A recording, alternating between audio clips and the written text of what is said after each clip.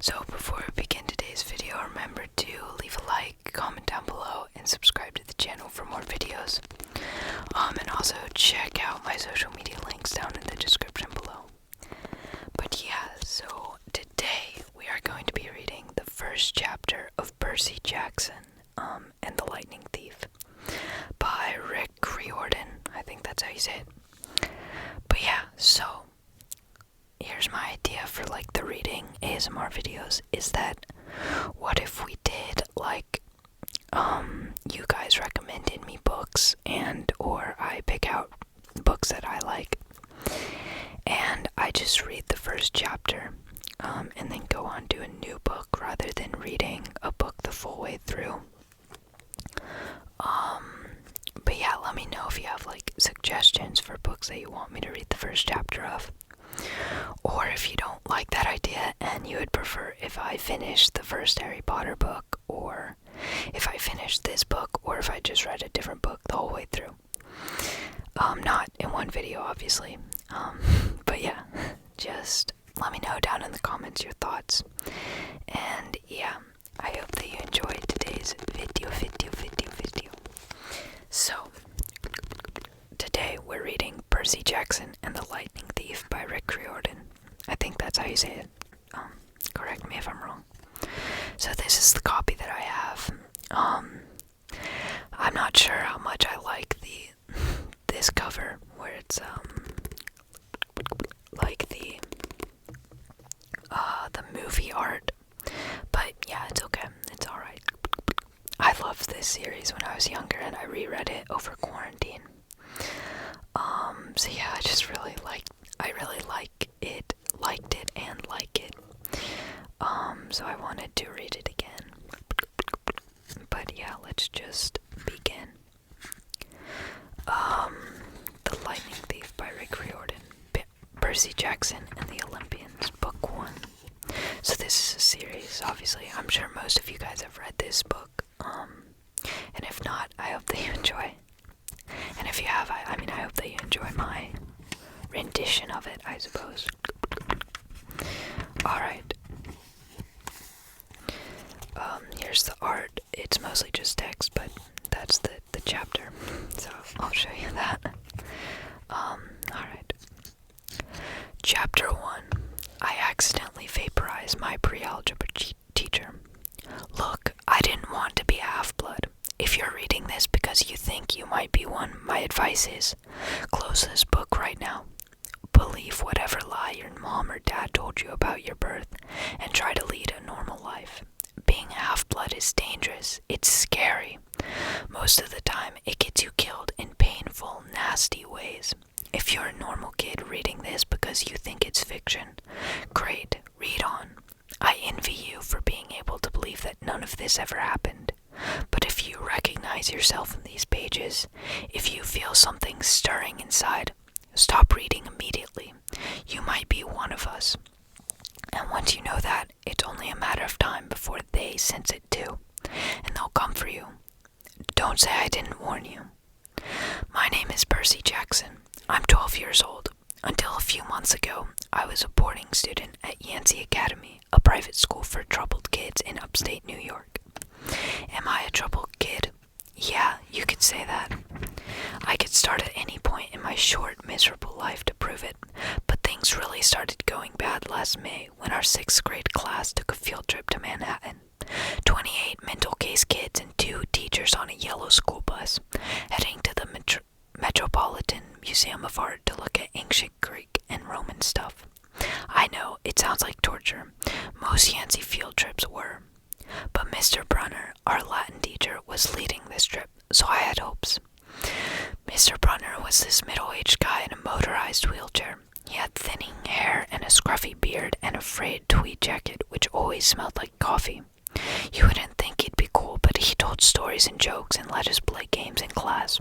He also had this awesome collection of Roman armor and weapons, so he was the only teacher his class didn't put me to sleep. I hoped the trip would be okay. At least I hoped that for once I wouldn't get in trouble. Boy, was I wrong. See, bad things happen to me on field trips, like at my 5th grade school, when we went to the Saratoga battlefield. I had this accident with a Revolutionary War cannon. I wasn't aiming for the school bus, but of course I got expelled anyways. And before that, at my 4th grade school, when we took a behind-the-scenes tour of the Marine World shark pool, I sort of hit the wrong lever on the catwalk and our class took an unplanned swim. And the time before that, well, you get the idea. This trip, I was determined to be good. All the way into the city, I put up with Nancy Bobofit, the freckly, red-headed kleptomaniac girl hitting my best friend Grover in the back of the head with chunks of peanut butter and ketchup sandwich. Grover was an easy target. He was scrawny. He cried when he got frustrated. He must have been held back several grades because he was the only 6th grader with acne and the start of a wispy beard on his chin. On top of all that, he was crippled.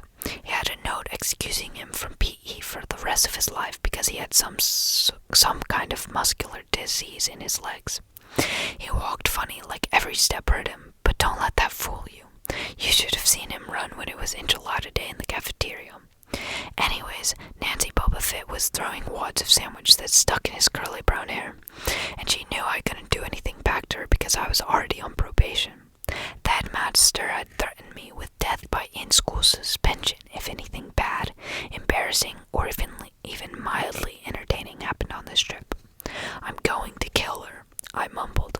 Grover tried to calm me down. It's okay, I like peanut butter. He dodged another piece of Nancy's lunch. That's it. I started to get up, but Grover pulled me back to my seat. You're already on probation, he reminded me. You know I'll get blamed if anything happens. Looking back on it, I wish I'd decked Nancy Bobofit right then and there. In-school suspension would have been nothing compared to the mess I was about to get myself into. Mr. Brunner led the museum tour. He rode up front in his wheelchair, guiding us through the big echoey galleries, past marble statues and glass cases full of really old black and orange pottery. It blew my mind that this stuff had survived for 2,000, 3,000 years. He gathered us around a 13-foot tall stone column with a big sphinx on the top, and started telling us how it was a grave marker, a steal for a girl about our age. He told us about the carvings on the sides. I was trying to listen to what he had to say because it was kind of interesting. But everybody around me was talking, and every time I told them to shut up, the other teacher chaperone, Mrs. Dodds, would give me the evil eye. Mrs. Dodds was the little math teacher from Georgia who always wore a black leather jacket, even though she was 50 years old. She looked mean enough to ride a Harley right into your locker. She had come to Yancey halfway through the year when our last math teacher had a nervous breakdown. From her first day, Mrs. Dodds loved Nancy Bobofit and figured I was devil's spawn. She would point her crooked finger at me and say, "Now, honey," real sweet, and I knew I was going to get after-school detention for a month. One time, after she'd made me erase answers out of old math workbooks until midnight, I told Grover I didn't think Mrs. Dodds was human. He looked at me, real serious, and said, "You're absolutely right." Mr. Brunner kept talking about Greek funeral art. Finally, Nancy Bobofit snickered something about the naked guy in the steel, and I turned around and said, "Will you shut up?" It came out louder than I meant it to. The whole group laughed. Mr. Brunner stopped his story. "Mr. Jackson," he said, "did you have a comment?" My face was totally red. I said, "No, sir." Mr. Brunner pointed to one of the pictures on the steel. Perhaps he'll tell us what this picture represents. I looked at the carving and felt a flush of relief, because I actually recognized it. That's Kronos eating his kids, right? Yes, Mr. Brunner said, obviously not satisfied. And he did this because, well, I racked my brain to remember. Kronos was the king god, and God, Mr. Brunner asked. Titan, I corrected myself. And he didn't trust his kids, who were the gods. So, Kronos ate them, right? But his wife hid baby Zeus and gave Kronos a rock to eat instead. And later, when Zeus grew up, he tricked his dad, Kronos, into barfing up his brothers and sisters. Ew, said one of the girls behind me. And so there was this big fight between the gods and the titans, I continued. And the gods won. Some snickers from the group, behind me, Nancy Bobafett mumbled to a friend. Like we're going to use this in real life, like it's going to say on our job applications. Please explain why Kronos ate his kids. And why, Mr. Jackson, Brunner said, to paraphrase Miss Bobafett's excellent question. Does this matter in real life? Busted, Grover muttered. Shut up, Nancy hissed, her face even brighter red than her hair.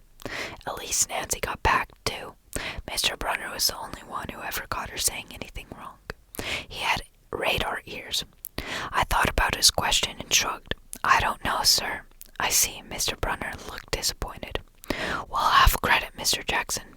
Zeus did indeed feed Kronos a mixture of mustard and wine, which made him disgorge his other 5 children, who, of course, being mortal gods, had been living and growing up completely undigested in the Titan's stomach. The gods defeated their father, sliced him to pieces with his own scythe, and scattered his remains in Tartarus, the darkest part of the underworld. On that happy note, it's time for lunch. Mrs. Dodds, would you lead us back outside? The class drifted off, the girls holding their stomachs, the guys pushing each other around and acting like doofuses. Grover and I were about to follow when Mr. Brunner said, Mr. Jackson, I knew what was coming. Grover and I were about to follow when Mr. Brunner said, Mr. Jackson, I knew that was coming. I told Grover to keep going, then I turned toward Mr. Brunner.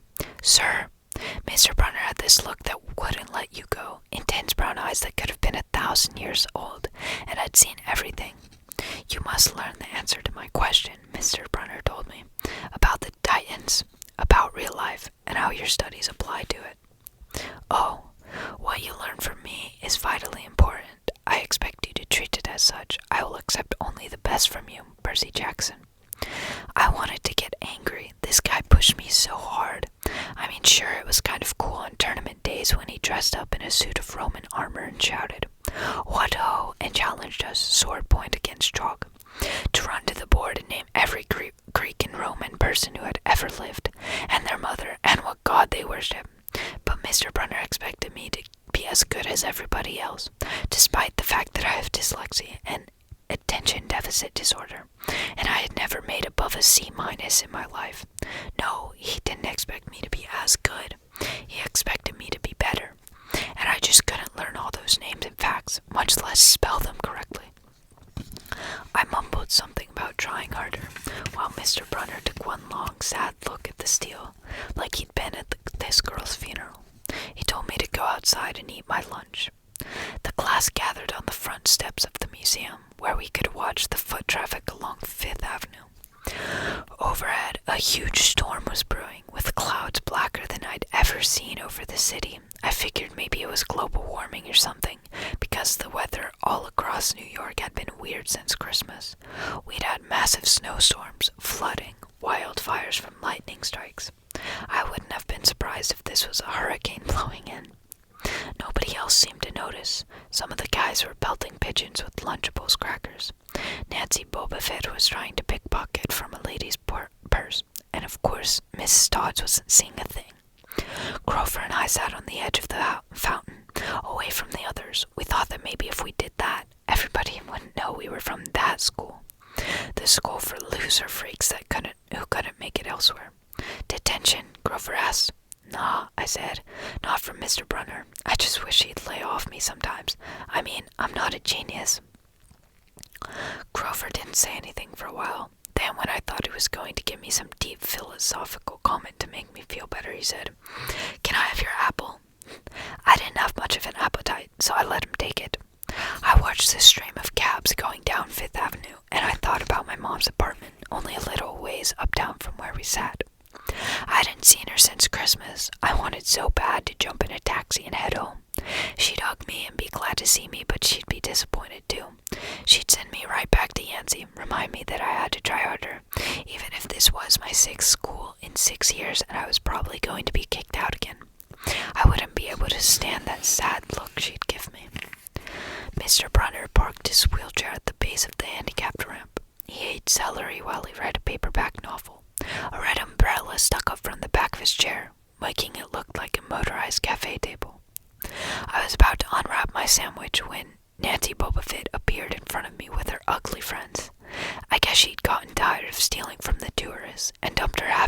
punching Grover's lap. Oops, she grinned at me with her crooked teeth. Her freckles were orange, as if somebody had spray painted her face with liquid Cheetos. I tried to stay cool. The school counselor had told me 1,000,000 times, count to 10, keep control of your temper. But I was so mad my mind went blank. A wave roared in my ears. I don't remember touching her, but the next thing I knew, Nancy was sitting on her butt in the fountain screaming, "Percy pushed me." Mrs. Dodds materialized next to us. Some of the kids were whispering, "Did you see? The water, like it grabbed her." I didn't know what they were talking about. All I knew was that I was in trouble again. As soon as Mrs. Dodds was sure poor little Nancy was okay, promising to get her a new shirt at the museum gift shop, etc., etc., Miss Dodds turned on me. There was a triumphant fire in her eyes, as if I'd done something she'd been waiting for all semester. "Now, honey." I know, I grumbled, "a month erasing workbooks." That was not the right thing to say. "Come with me," Mrs. Dodds said. "Wait," Grover yelped. "It was me. I pushed her." I stared at him, stunned. I couldn't believe he was trying to cover with me. Mrs. Dodds scared Grover to death. She glared at him so hard his whiskery chin trembled. "I don't think so, Mr. Underwood," she said. "But you will stay here." Grover looked at me desperately. "It's okay, man," I told him. "Thanks for trying." "Honey," Mrs. Dodds barked at me. "Now." Nancy Bobofit smirked. I gave her my deluxe "I'll kill you later" stare. Then I turned to face Miss Dodds, but she wasn't there. She was standing at the museum entrance, way at the top of the steps, gesturing impatiently at me to come on. "How'd you get there so fast?" I have moments like that a lot, when my brain falls asleep or something, and the next thing I know, I've missed something, as if a puzzle piece fell out of the universe and left me staring at the blank place behind it. The school counselor told me this was part of the ADHD, my brain misinterpreting things. I wasn't so sure. I went after Mrs. Dodds.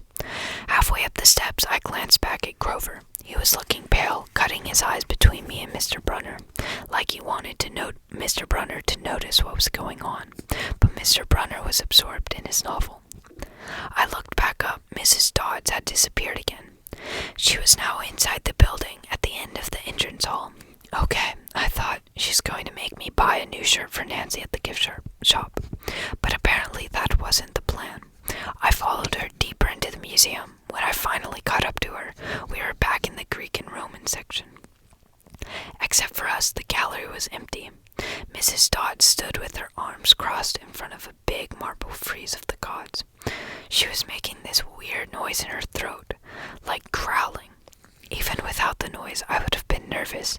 It's weird being alone with a teacher, especially Mrs. Dodds. Something about the way she looked at the frieze as if she wanted to pulverize it. "You've been giving us problems, honey," she said. I did the safe thing. I said, "Yes, ma'am." She tugged on the cuffs of her leather jacket. "Did you really think you would get away with it?" The look in her eyes was beyond mad. It was evil. "She's a teacher," I thought nervously. "It's not like she's going to hurt me." I said, "I'll try harder, ma'am." Thunder shook the building. "We are not fools, Percy Jackson," Mrs. Dodds said. "It was only a matter of time before we found you out. Confess, and you will suffer less pain." I didn't know what she was talking about. All I could think of was that the teachers must have found the illegal stash of candy I'd been selling out of my dorm room. Or maybe they'd realize I got my essay on Tom Sawyer from the internet without ever reading the book, and now they were going to take away my grade. Or worse, they were going to make me read the book. "Well," she demanded. "Ma'am, I don't. Your time is up," she hissed. Then the weirdest thing happened. Her eyes began to glow like barbecue coals. Her fingers stretched, turning into talons. Her jacket melted into large, leathery wings. She wasn't human. She was a shriveled hag with bat wings and claws and a mouthful of yellow fangs, and she was about to slice me to ribbons. Then things got even stranger. Mr. Brunner, who'd been out in front of the museum a minute before, wheeled his chair into the doorway of the gallery, holding a pen in his hand. "What-ho, Percy!" he shouted, and tossed the pen through the air. Mrs. Dodds lunged at me. With a yelp, I dodged and felt talons slash the air next to me to my ear. I snatched the ballpoint pen out of the air, but when it hit my hand, it wasn't a pen anymore. It was a sword. Mr. Brunner's bronze sword, which he always used on tournament day. Mrs. Dodd spun toward me with a murderous look in her eyes. My knees were jelly. My hands were shaking so bad I almost dropped the sword. She snarled, "Die, honey," and she flew straight at me. Absolute terror ran through my body. I did the only thing that came naturally. I swung the sword. The metal blade hit her shoulder and passed clean through her body, as if she were made of water. Hiss. Mrs. Dodds was a sandcastle and a power fan. She exploded into yellow powder vaporized on the spot, leaving nothing but the smell of sulfur and a dying screech and a chill of evil in the air, as if those two glowing red eyes were still watching me. I was alone. There was a ballpoint pen in my hand. Mr. Brunner wasn't there. Nobody was there but me. My hands were still trembling. My lunch must have been contaminated with magic mushrooms or something. Had I imagined the whole thing? I went back outside. It had started to rain. Grover was sitting by the fountain, a museum nap dented over his head. Nancy Bobofit was still standing there, soaked from her swim in the fountain, grumbling to her ugly friends. When she saw me, she said, "I hope Mrs. Kerr whipped your butt." I said, "Who?" "Our teacher." "Duh." I blinked. We had no teacher named Mrs. Kerr. I asked Nancy what she was talking about. She just rolled her eyes and turned away. I asked Grover where Mrs. Dodds was. He said, "Who?" But he paused first, and he wouldn't look at me, so I thought he was messing with me. "Not funny, man," I told him. "This is serious." Thunder boomed overhead. I saw Mr. Brunner sitting under his red umbrella reading his books, as if he never moved. I went over to him. He looked up, a little distracted. "Oh, that would be my pen. Please bring your own writing utensil in the future, Mr. Jackson." I hand Mr. Brunner his pen. I hadn't even realized I was still holding it. "Sir," I said, "where's Mrs. Dodds?" He stared at me blankly. "Who?" "The other chaperone, Mrs. Dodds, the pre-algebra teacher." He frowned and sat forward, looking mildly concerned. "Percy, there is no Mrs. Dodds on this trip. As far as I know, there has never been a Mrs. Dodds at Yancey Academy. Are you feeling all right?" Alright, so that was the end of the first chapter of Percy Jackson and the Lightning Thief. Let me know what you think about the idea. The idea of me just reading the first chapter of a bunch of different books. Or if you'd rather me finish Harry Potter or finish this one, or if you have any suggestions for other books that you want me to read. But yeah, remember to leave a like, comment down below, and subscribe to the channel, and also check out social media down in the description below. Look at this. It has the word "the" in the O. I'd never noticed that before. But yeah, okay, that was Percy Jackson and the Lightning